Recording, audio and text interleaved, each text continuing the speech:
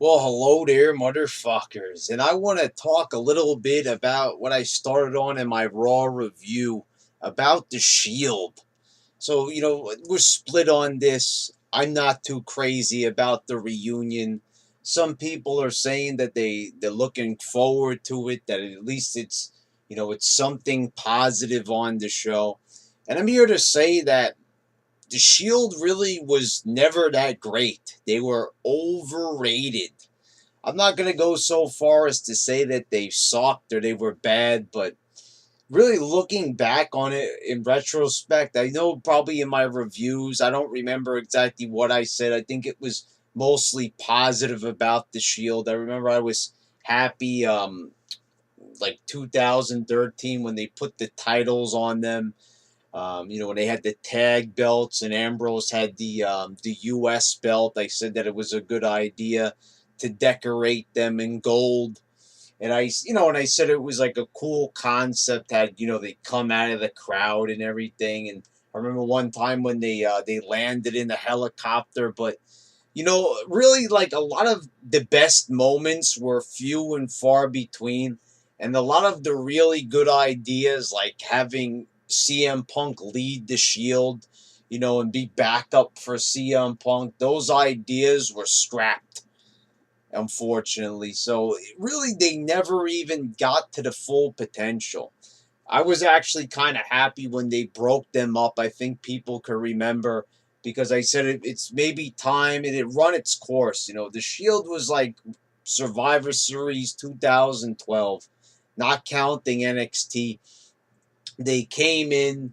They had a little bit of some hoopla there in the main event, attacking Ryback, and then you had a few moments. They had some six-man tag matches that were good on Raw, matches that lasted over 20 minutes, and we hadn't seen that really ever from Raw.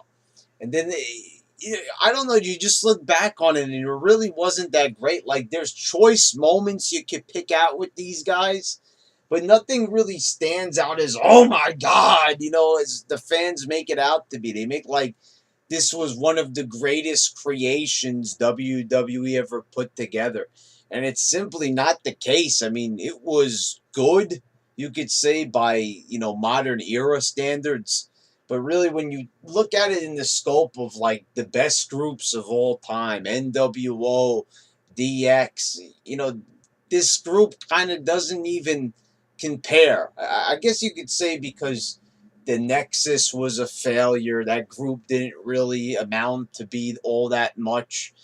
They ended up being a disappointment. You had all these failed factions throughout the course of WWE, like all weird factions that didn't even last or were just extremely temporary. So I guess the Shield was one of the first major groups to come along in a long time, and maybe that's why people thought highly of them. They hadn't had a cool group that was like NWO or DX in a while. But the thing is, when you look at them, really, they didn't really book them all that well. They did all the stupid shit that they do now. The same thing. They de-pushed them for a little bit. I remember them losing on a random SmackDown, tapping out to Daniel Bryan, all because The Undertaker got accidentally injured. These guys were green at the time, so yes, it was their fault. It's very rare when The Undertaker makes a mistake. It was them putting him through the table, I believe, and he got like an injury. And, and they killed their push all because of that? Are you kidding me? You ruin your product. It's the same shit that they do with Baron Corbin now. They don't like what he says on Twitter. So instead of fining him or coming up with a more suitable punishment, they make him lose in a fake match. I mean, what kind of a punishment is that? These guys do have reputations. I'm sure even, people want to look as prominent as possible, even though it's fake. I mean, you're still going out there in front of millions of people, watching and in the arena, and you have to lose. I get that. But you could do better. Like you're sacrificing the quality of your show. And that's what they did. They had them have this uneventful loss. I remember they had wrestled these guys 1,000 times and just randomly like that. And it also got a bit tiresome too. I remember, yeah, the matches were good with Daniel Bryan and Orton teaming together. There was Big Show, Cena, and they did it at WrestleMania, and it was getting tiresome. We had to keep watching 6-man tag after 6-man tag. And the thing is, from what I remember with the NWO and DX, they didn't have to have constant matches with all the members of the team constantly wrestling. No, they did skits, they did promos, and I remember it was the same formula, kind of like how it is now, the same exact formula. Having the camera, in front of them, and they take turns holding it. Seth and Dean would say something, then Roman would say, "Believe that," or some shit like that, and then they throw the camera on the floor. And this was rinse and repeat, week after week in and week out. It was the same thing. 6-man tag, the Shield would win. Then do the promo again next week. The 6-man tag, the Shield would win. And it was the same thing. And that's not to say they were bad, but it was tiresome. And so those are the moments that I remember with the Shield looking back on it. 2013, and it didn't do a lot for me. I remember one of the big things that they could have done when they came in, if they were going to do a 6-man tag, was have them face off against the Wyatt family. They waited something like 6 to 7 months to do that match, and by the time it happened, it was a good match, but nobody even cared after that. Then that fateful night happened with Seth Rollins, with the steel chair buying in it, and then things got a bit more interesting, and they started fleshing out Seth Rollins. They had that I wouldn't call a successful feud with Dean Ambrose. I wasn't too keen on Roman Reigns at first, but you guys know where I stand on him now. And so, you just fast forward to 2017, and we're almost done with this year. Roman Reigns has obviously gone far beyond these guys. Like, first of all, what's funny is that when you look back at all the promos that Roman Reigns had against Cena are better than any of the promos that Seth and Dean had. Can anybody really stand here and point out a Seth Rollins promo that was superior to anything that Roman said to Cena in those promos? I'll be waiting. How about Dean Ambrose? How about that? Was the hot dog stand shit better than Roman Reigns' promos with Cena? Can anybody really say that?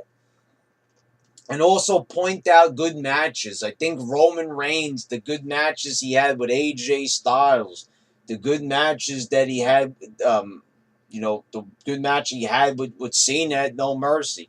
And we kept seeing, a body of work, the great matches with Braun Strowman. A great feud with Braun Strowman in a time where the product isn't even good. That feud stood out. So you could see the individual stuff was a bit more interesting than the Shield, when you look at it that way. And the overall Shield thing, like I said, in retrospect, wasn't even really that phenomenal. It wasn't bad. I'm not saying that. I never said that once in this video, but of course people will spin that and saying, "Oh, what an idiot. He's saying it sucks." We all know that people are going to come here and they're going to say that in the comments. Come ahead and say it.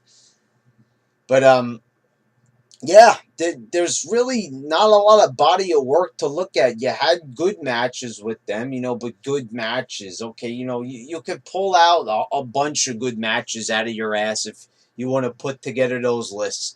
Nobody's saying that WWE don't put out good matches, but none of this shit is memorable anymore. Like there was no storylines involving those matches. They never did any interesting twists or turns or swerves or anything with the Shield. They never really cut any good promos or anything like that. What's the most popular Shield promo? You remember Dean Ambrose going nope.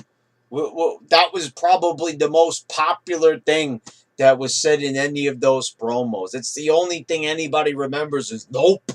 And that is for comedic trolling purposes. That's the only thing that people remember. That's the only meme that people remember here in the YWC. Is that really a body of work that needs and requires a reunion? I mean, and already fucking up the reunion because, like I said, how goofy did it look?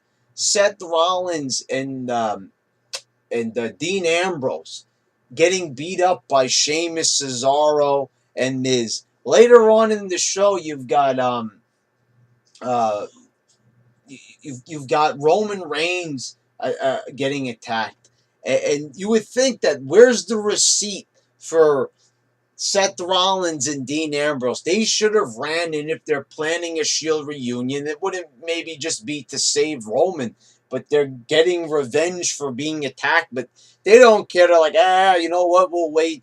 You know, like, what an unrealistic reaction. How are you gonna book the show like that? And then at the end, so they didn't. I guess they didn't want to ruin it. They could have did an in ring thing. They could have beat those guys up and then did their little fist shit. But instead, they waited, in the back to the very end of the show when everybody stops watching anyway, to do one of these deals. Oh, yeah, I get you. Oh, I understand. I know you could argue, okay, they didn't want to go for words there. It was kind of like the end of Star Wars, episode 7, where Luke just kind of looks at Ray and they just kind of, just nodding at each other. It says more with silence. I get that approach, but, this is not exactly, exciting me. A silent moment as the three look at each other and they understand what needs to be done. I get, like I said, look, I could already tell you what they had in mind there for that segment, but I think they blew it. First of all, there's not going to be any excitement. And let's end it on this note. How ridiculous does it look that Rollins and Ambrose, they failed with these guys. They have done these guys a giant injustice. They have flunked out when it came to these guys. I mean, Seth Rollins was their chosen one. They pushed the man to the moon. He was losing a lot with the money in the bank, but whatever. Almost that happens to everybody, right? So, they do what they got to do. He gets injured, he comes back, and then they just don't know what to do with the guy. They give him the title briefly, and then, they give it to Ambrose. They give Ambrose the title. Everyone was like, oh, the WWE saved. And I was the one that very night of the pay-per-view, I came and I says, this is not going to be the saving grace for the company. This is just going to be a guy wearing a tank top with jeans as your champion. And that's exactly what it was. They gave the belt to him for a considerable amount of months, but then they just had him drop it. And then it was back to the mid card for him, intercontinental titles and shit like that. So, then they, like I said, then a couple of months ago, these guys are just wandering around doing nothing. They have a romance, as I joked, it was ridiculous. I guess this is a little bit better than that. They had some good matches, guys, with Cesaro and Sheamus. Everybody says, oh, they had good matches that no one's watching because there's everything surrounding the matches is boring. Why would I watch this match when they've already had the match before and there's nothing interesting to build up to it? Why watch a match when it's just a match? That's not the reason why wrestling was popular for so long. Oh, you had these boom periods. It was because stories were told, interesting characters were telling stories. to lead into pay-per-views. So people wanted to see these fake matches because the stories were so well told. But you don't get that anymore. So these guys, they had a very weird gay storyline where Seth Rollins and Ambrose were a little bit too buddy buddy for my taste, at least when it comes to these types of things. And they had them win the titles. That was going to be the Shield reunion. They were saying it was like the Shield was back together. But that wasn't enough, right? That wasn't enough just to have the two guys. So now we have to bring in Roman, where Roman is a success, right? Out of the three, because this guy just beat Taker. He beat, Cena. It doesn't matter what the brainless smart fans say. These internet retards. Roman Reigns is good, and he proved himself against Cena, and fake match or not, he proved himself in the promos. Cena pushed him to the edge in the match. Cena pushed him to the edge in the promos. Those work shoot promos, and he did a good job. But now it's like instead of doing anything worthwhile, I just can't believe if it's off the cusp of this Cena Roman match, this great match they had at No Mercy. And how do they follow it up by having some lame, stupid 6-man tag Shield reunion? Why does Roman have to, lower himself to be in this reunion? Well, like, it does nothing for him. Oh, nostalgia that's not even 3 years old. Is that even really nostalgia? 3 years ago, and we already have to go back to it. I mean, what would anything be if we had to have stop for nostalgia every couple of years in this company? I mean, what are we gonna do? Like every single time, like a team breaks up, they're just gonna put them back together. That's like the prime time players mentality that they have. They just can't bear to. They can't figure out how to separate teams in this company. When they actually do it, they got to bring them back together again. There's nobody, who's this is going to draw. You know what I'm saying? The ratings probably went down a little bit since the Shield broke up, but that wasn't the cause of the ratings going down. It was due to the product just sucking overall. But I guess that's maybe what they're going for. I mean, but they're just trying to satisfy the smarks. Stop catering to these people already. I keep saying you're not going to get any new fans. What do you get out of catering to these people? As Vince Russo said, these group of people are going to watch this product until they die. That is exactly why this product is never going to go out of business. This company is never going to go out of business because there's always going to be a good 1 million to 2 million people, 1.5 million people that will keep this company afloat. At least 1 million people that are going to keep this company going. Because, like he said, last year they were a big financial success, even though it was one of the least successful years for them. I know that doesn't make a lot of sense, but if they're making money, they're not going to go out of business. Half arenas are not. The network, they have other ways of making money. Whatever, they're making money. That's all that really matters to them. If they're profiting, that's why they don't change. Because as long as at the end of the day they're making money and they're at least making some profit, if they can find the way, they find it easier to cater to people. I don't know why that is. Instead of branching out and trying to draw new customers with innovative or interesting entertainment. I mean, like you look at all these shows on TV and what people are looking at.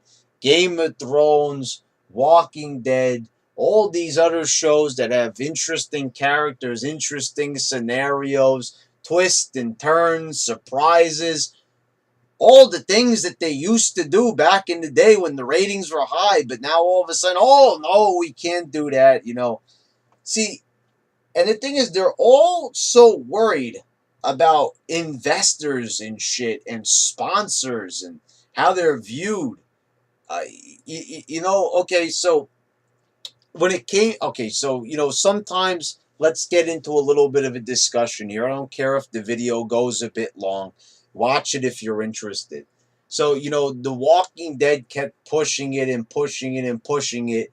They had the episode where Negan got really violent and it was really bloody and people complained. I think they might have lost a few sponsors and they ended up, and it was a little bit noticeable that they toned things back a bit.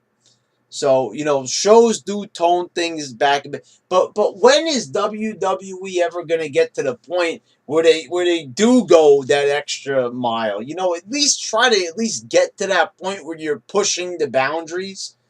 It would be awesome if they still even continue to push the boundaries. But a couple of mooks in the front row, they chant "That's too far" during a Jinder Mahal promo, and and that's it. They have to, let's hold on the brakes and have Jinder apologize. Okay, but I'm getting into a different rant here. Pretty much what I'm trying to say is that they never want to ever branch out and try new things. And that is why they always wind back up at square one. They always do it. It's just like, okay, No Mercy. You had a good pay per view. Right after that pay per view, you had momentum. You could have done something huge there, and instead it was right back to business as usual. And it proves the theory. If you get one good show, you're gonna get 10 shitty shows to follow it. Because that's exactly how they do it. They're scared. They're scared to do well. If they start changing a bit, they need to go right back to where it is because they're creatures of habit. McMahon is a creature of habit. I don't really get it. The same thing is like with the Kevin Owens thing. One week we end the show on a high note. You know, the headbutt from Owens, Owens with the splash, busting open McMahon. And then the very next week, it's back to the same boring shit. Match, match, match, promo, promo, promo. The same cookie cutter layered bullshit that they always do by the numbers. Like, and I don't understand it. They take a chance one week, then the next week they take no chances. And they pull everything back. And it's almost like that never happened. So, I don't know what this company is trying to do, their strategy. It's just, they got to do a little something to impress and then pull it right back because, we don't want to lose our base audience. But, you're not going to ever lose the base audience. All you could really do is grow if you try to change. Because, like I said, these smarks, these goofballs, they're going to be here for years to come. They ain't going nowhere. They're gonna be here to stay. These are your fans for life. They got nothing else to do. When New Japan ain't on, this is what they're watching. This is the biggest company in the world. Whether they complain or not, they're still watching it. Especially now when you've got most of their guys, Kevin Steen, Sami Zayn, AJ Styles, they're all here on this show. The Indies is full of nobodies now. There's no big names. There's no big stars anymore in the Indies. They got them all here or in NXT. So they're not, and if they are watching just NXT, they've ordered your network, right? Very few people are probably, like going online and streaming. They're probably just going to pay the $10 to watch it anyway. So, you've got your customers. So now you could just branch out and get new customers. And I'm not saying they still can't put those indie darlings out there and anything, but maybe they could put them in more interesting scenarios. So you're still satisfying your base and you're still getting new people interested. But right now, this current shit, no one is going to be drawn in by this. There's no draw here. There's nothing new here to talk about, to get excited about. So the Shield, overrated as fuck, people. Can we at least admit that they are not one of the best things that WWE's ever created? They're an okay team, an okay faction. We could say they're maybe one of the best factions that the company had in years because they didn't really ever try to have any good factions. They were better than the Nexus, right? Or so I read somebody said online they were the Nexus done right. Okay, I could sort of see that perspective in a way. But the thing is, like I said, they never really did anything like super interesting or crazy or over the top that was so amazing that it knocked my socks off. My socks were still on my feet at the end of every Shield segment, to say the least. Just my opinion, but of course, opinions in the YWC are not welcome. So, anyway, guys, this has been your YWC champ signing out.